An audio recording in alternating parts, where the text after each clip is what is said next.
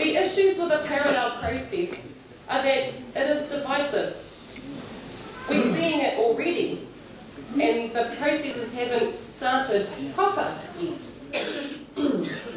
It can lead to long debates, it can lead to long litigation, and it leads to that division that we are all saying here today we don't want to happen.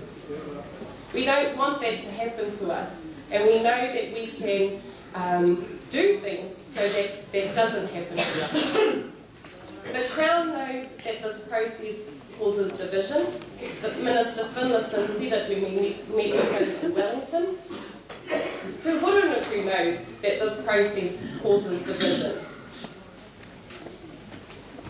In terms of the parallel process, one of the questions we have asked ourselves is, what is the point of Stage 2 Waitangi Tribunal hearings if a settlement has already been negotiated?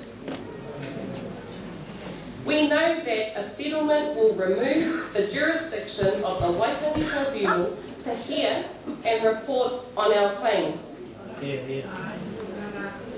There are risks in the parallel process, in getting a mandate and parking it or banking it. We have seen this happen in other iwi, where some wanted to go to hearings and others wanted to go to direct negotiations. The result of a settlement is that it removes the jurisdiction, the ability of the Waitangi Tribunal to continue hearings and to report. And on top of that, there are also funding issues. There is no funding for a parallel process. Current Crown and CFRT policies is that they fund one or the other. Funding has already been a large issue for us.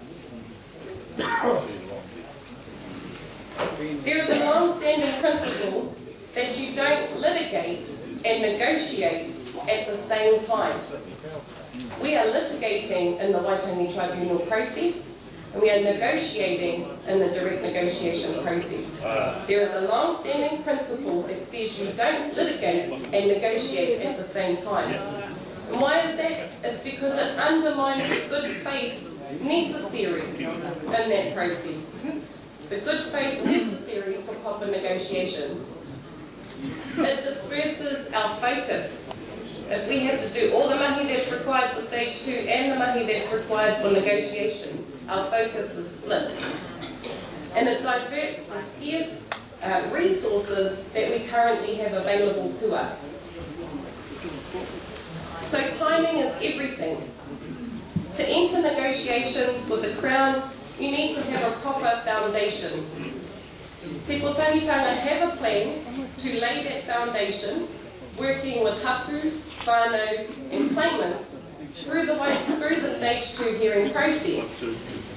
The Te Hurunukū mandate proposal appears to be based on nothing more than a desire to assist the Crown to achieve its goal by 2014. Their sole objection to Stage 2 appears to be that it would take too long. Their sole objective for negotiations is to do it fast. And as I picked up before when they were speaking, not to waste the $1 million or more that has already been spent.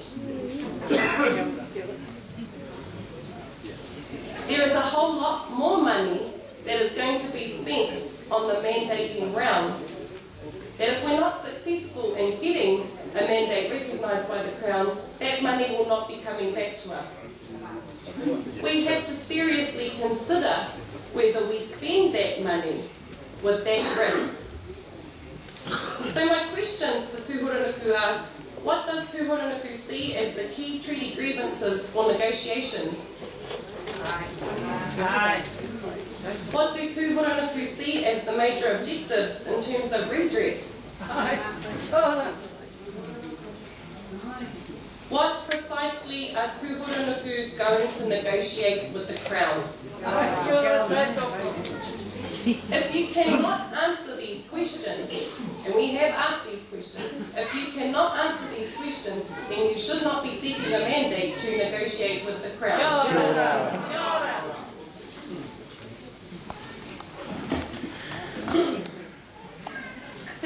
hapu.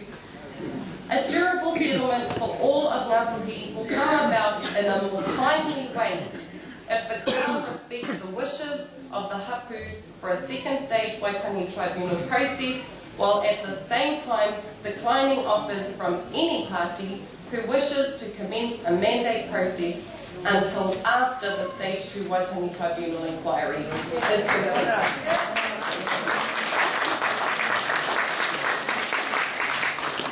A koera noiho I tēnei wā, tēnā koutou katoa.